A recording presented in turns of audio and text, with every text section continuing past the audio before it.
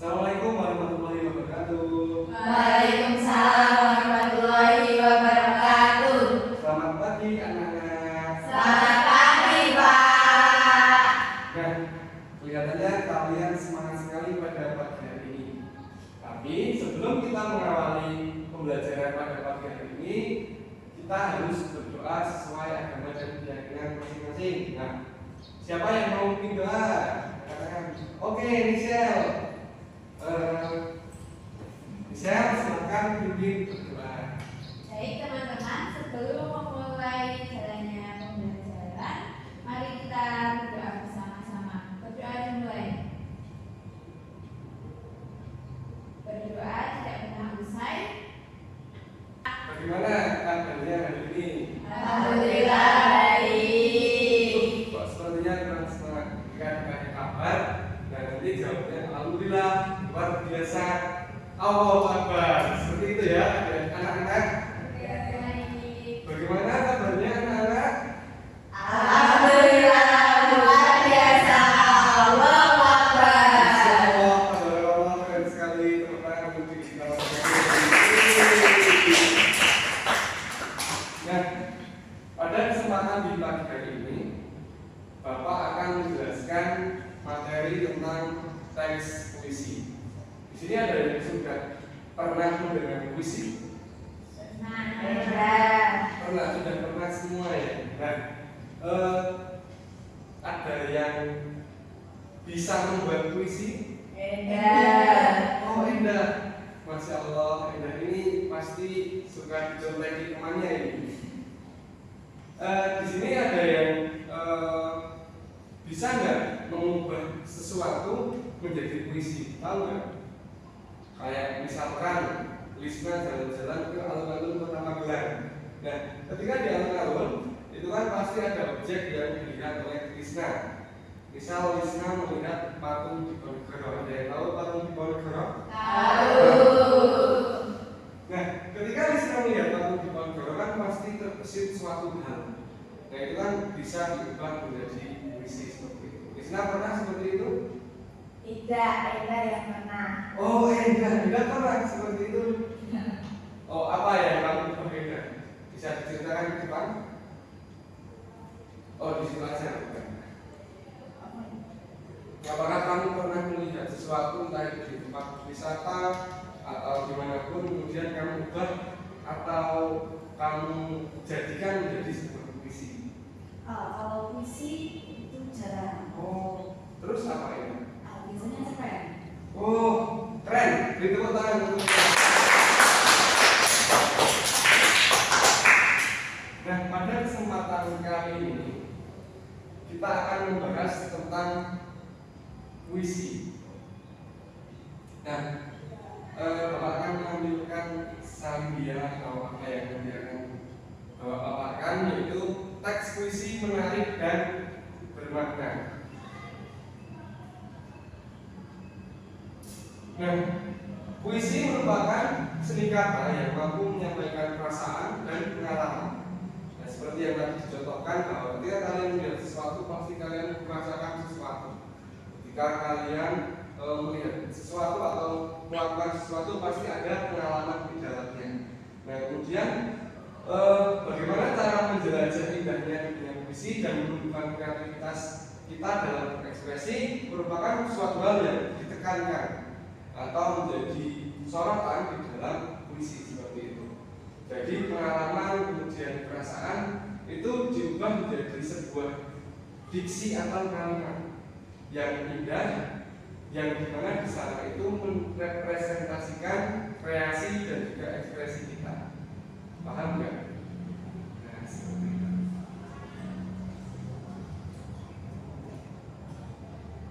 Nah, kemudian tujuan pembelajaran pada pagi hari ini adalah kalian nantinya akan memahami puisi, belajar bagaimana cara menulis puisi, dan mempresentasikan karya puisi kalian melalui aktivitas, yaitu nanti kalian bakal minta ke depan, kemudian mempresentasikan puisi yang kalian temukan seperti itu.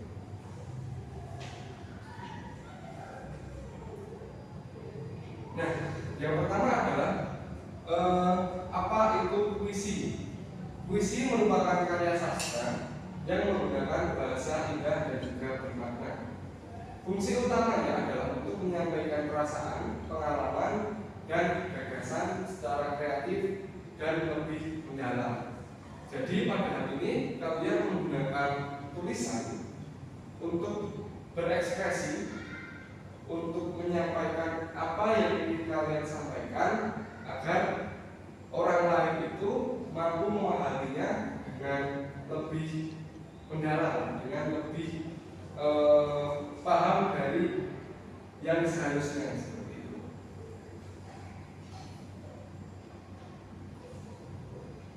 Nah, kita masuk pada ciri-ciri puisi.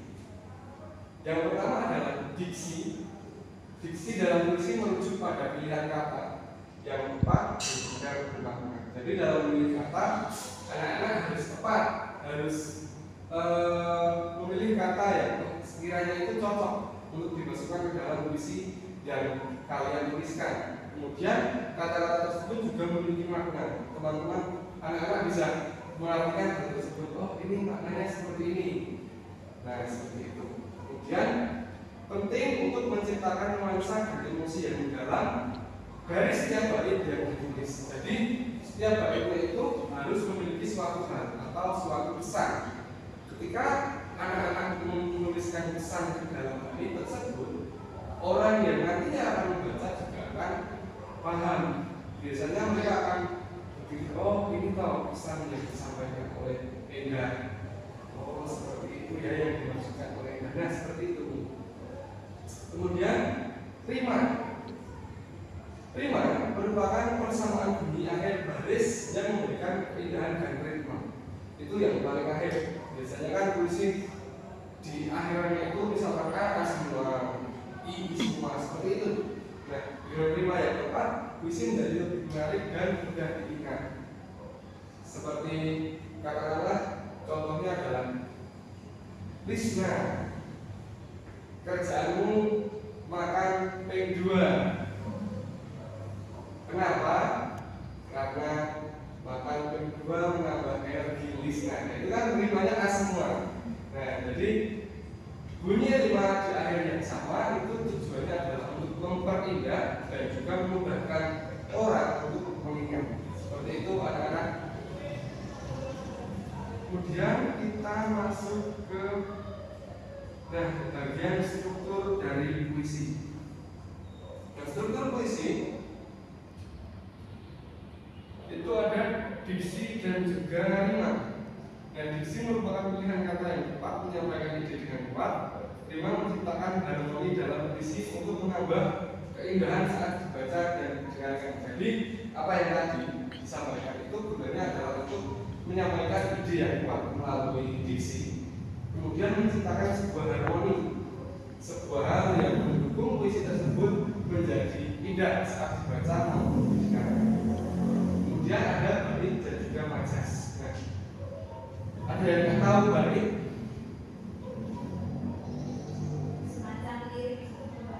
Kok lirik sih? Betul sekali, Michelle. Tepuk tangan Michelle. Bait merupakan kumpulan baris yang menyusun puisi. Jadi jika dikatakan lirik itu juga benar. Nah, sementara majas merupakan gaya bahasa yang memberikan kedalaman makna. Seperti ada yang tahu majas adik-adik anak-anak? Majas personifikasi. Benar. Majas similar. Benar. Nah, itu merupakan banyak jenis dari majas, ada personifikasi, simile, hiperbola, metafora, dan lain sebagainya. Yang dimana majas itu digunakan untuk membuat puisi jadi lebih menarik. Seperti itu.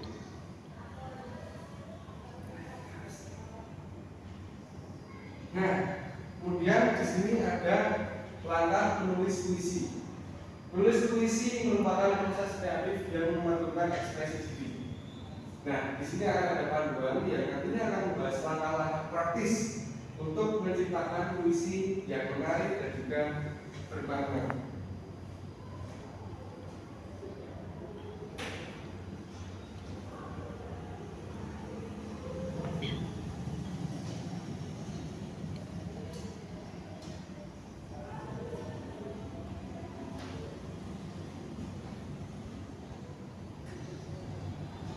Nah, sebelum itu anak-anak diminta untuk membaca terlebih dahulu teks yang ada di depan, yang nantinya akan menjadi suatu bahan untuk menggugah kalian dalam penciptaan puisi yang berbasis kearifan lokal yang ada.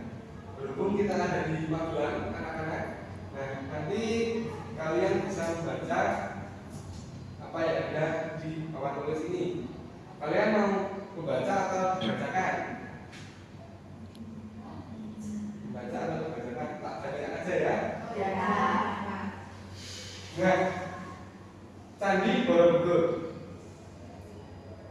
dibangun oleh para penganut Buddha Mahayana pada masa kejayaan dinasti Sailendra. Borobudur pertama kali dibangun atas inisiatif Raja Sumaratungga sekitar tahun 824 Masehi. Meski begitu, Candi Borobudur selesai dibangun menjelang tahun 900 Masehi pada masa pemerintahan Ratu Pramodawardhani, putri Raja Sumaratungga. Nah, arsitek yang berjasa dalam perancang candi tersebut ialah Bunga Dharma. Kabarnya, kemegahan Borobudur sempat sirna berabad-abad terkubur tanah dan vulkanik yang diperkirakan karena efek erupsi dari Gunung Merapi. Namun, candi tersebut berhasil direstorasi kembali oleh pemerintahan Thomas Stamford Raffles saat menjabat sebagai Gubernur Jenderal di Pulau Jawa pada tahun 1911. Kala itu Raffles meminta bantuan insinyur Belanda yang bernama Christian Cornelius untuk memeriksa kondisi bangunan candi yang terkubur dan melakukan pembenahan. Candi Borobudur dinobatkan sebagai situs warisan dunia UNESCO pada tahun 1991 karena beragam alasan, yang diantaranya merupakan kompleks candi terbesar di Indonesia dan salah satu kompleks candi terbesar di dunia. Nah, apa yang tadi teman-teman atau anak-anak baca itu berasal dari berita yang dimana di dalamnya memberitakan tentang pemegahan dan juga kisah dari Candi Borobudur. Nah, di sini ada pertanyaan dari Bapak, yaitu kapan Candi Borobudur dibangun? Pada abad berapa? 824 Masehi. Betul. Kemudian siapa raja yang menginisiasikan pembangunan candi tersebut? Betul. Yeay.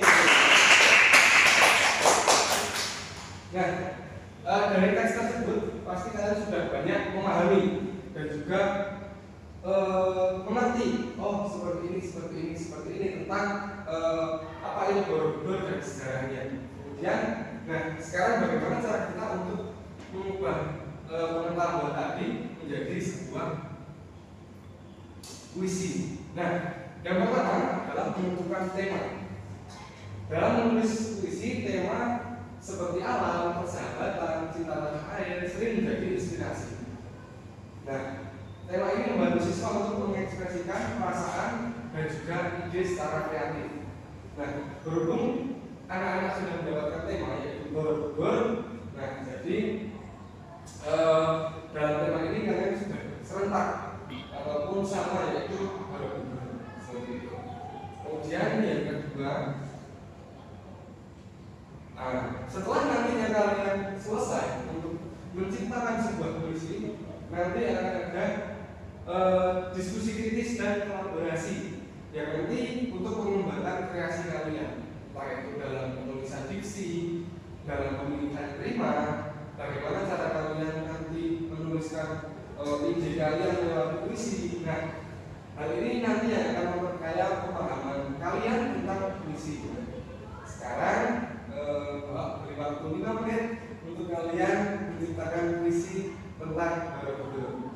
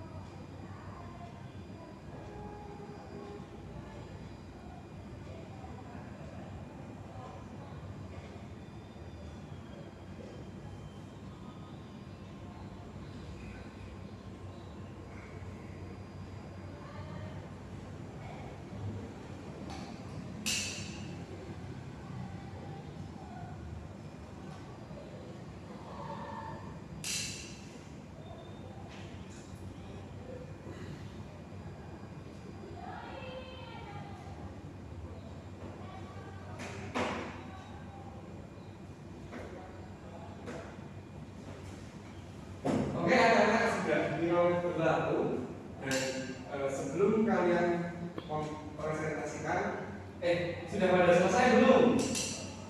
Sudah? Alhamdulillah. Nah, sebelum kalian nanti presentasi, nah, Bapak ingin evaluasi terlebih dahulu dari kalian untuk masing-masing individu. Nah, jadi sistemnya nanti berkelompok.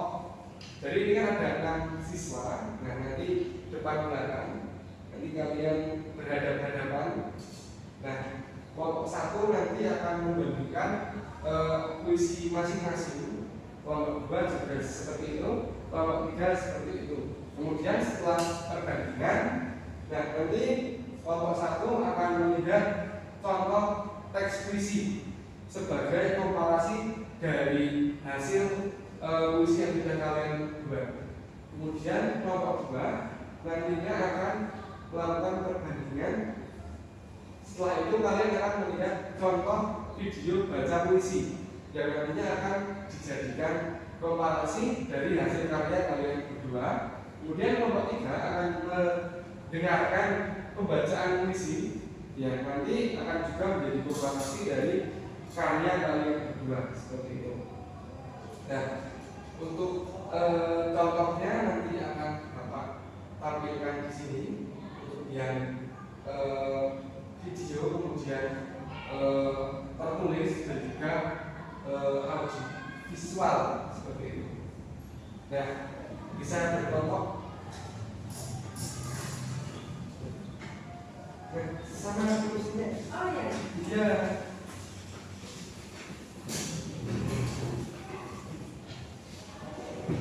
Nah, kalian bisa berdiskusi terlebih dahulu.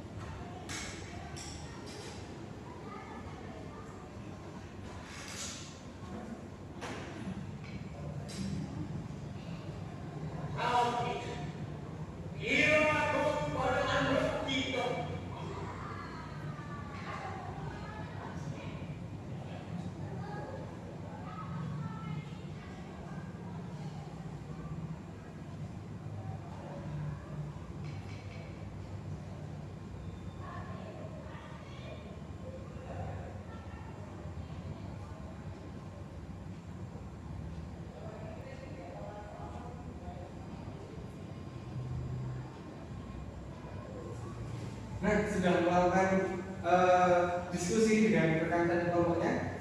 Sudah. Sekarang kalian bisa kembali ke posisi masing-masing agar dapat melihat di layar proyektor tadi. Nah, untuk yang pertama akan Bapak ambilkan dari audio visual terlebih dahulu. Jadi nanti kalian melakukan perbandingan secara serentak melalui audiovisual yang akan ditampilkan. Nah, karena ini sudah sangat kompleks, mencakup puisi karya praktisi, yaitu puisi karya Taufik Ismail dan dibacakan juga oleh praktisi, dan nanti kalian bisa membandingkan rima yang ada dan bagaimana cara membacakannya, kemudian bagaimana ekspresi yang ada dalam puisi tersebut dibentuk, nah, seperti itu.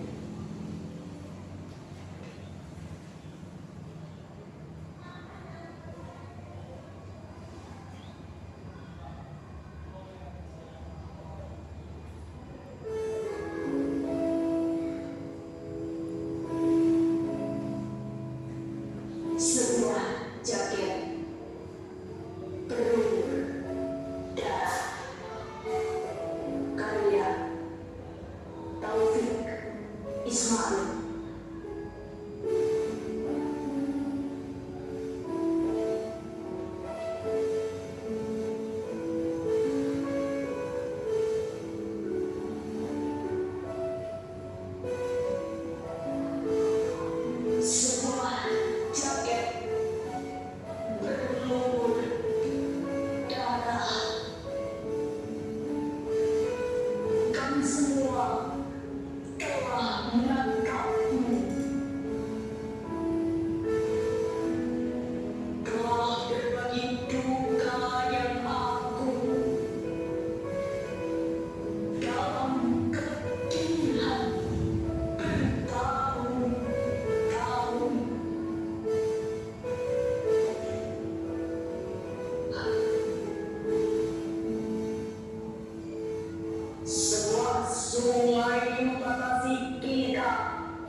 di bawah terik matahari Jakarta, antara kebebasan dan penindasan, berlapis senjata dan sampur baja.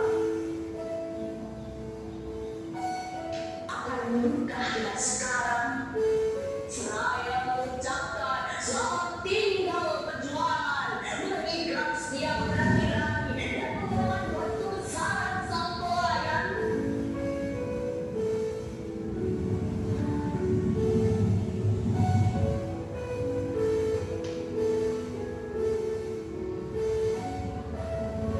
Sepatu uang itu, ya, sepatu itu,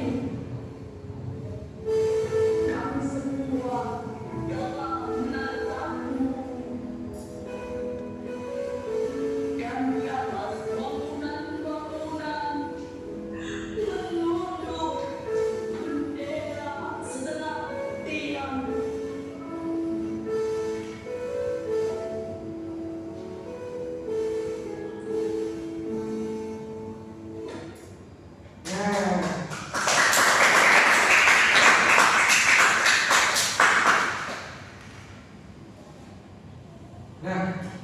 Itu tadi merupakan sebuah puisi. Dari tahu judulnya apa tadi? Jaket berlumuran darah. Nah, karya. Taufik Ismail. Nah, apa yang anak-anak semua dapatkan ketika kalian menyaksikan persembahan puisi seperti tadi? Dari Jaket Berlumuran Darah karya Taufik Ismail yang dipersembahkan oleh salah satu mahasiswa dari Universitas Negeri Yogyakarta. Kalian mendapatkan apa? Apakah itu ekspresi, kemudian bagaimana rima-rima yang sudah dituliskan, bagaimana harmoni yang sudah padu dan juga diksi yang ada dalam sebuah puisi dibacakan dengan tempo dan cara yang sesuai. Apakah bisa dinikmati?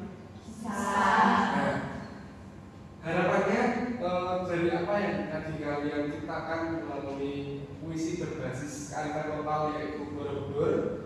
Nah, pastinya kan tadi ada diskusi dari anak-anak yang mana hal tersebut membuat kalian memiliki suatu sudut pandang lain. Oh, ternyata rima yang dia gunakan seperti ini. Oh, ternyata dia menuliskannya dari sudut pandang ini. Nah, hal tersebut bisa menjadi bahan untuk evaluasi. Nah, nanti tugas dan juga pekerjaan rumah bagi kalian adalah melakukan evaluasi terhadap karya kalian dan juga menuliskan hasil evaluasinya menjadi sebuah karya yang baru. Apakah bisa dipahami? Bisa. Nah, kemudian nanti Bapak juga akan memberikan asesmen dan juga tugas. Nah, nanti teknik asesmen ini akan melakukan evaluasi pemahaman dari kalian tentang struktur, kemudian kaidah bahasaan dari puisi. Nah, nanti asesmen ini juga akan Bapak berikan dalam bentuk soal. Nah, sebelum kalian pulang, kalian harus menjawab pertanyaan yang ada terlebih dahulu.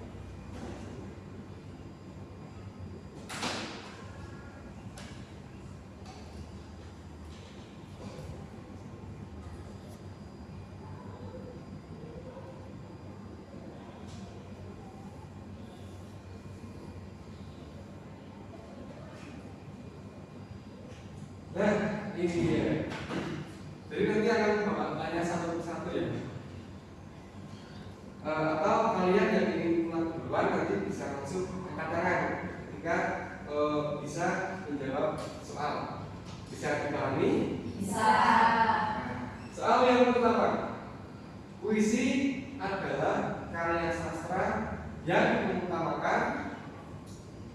Oke, kita ulang. Kayaknya pada semangat semua kami mulai. Puisi adalah karya sastra yang mengutamakan edah. Jawabannya yang B, bahasa indah dan irama dan makna yang dalam. Oke, keren, benar sekali.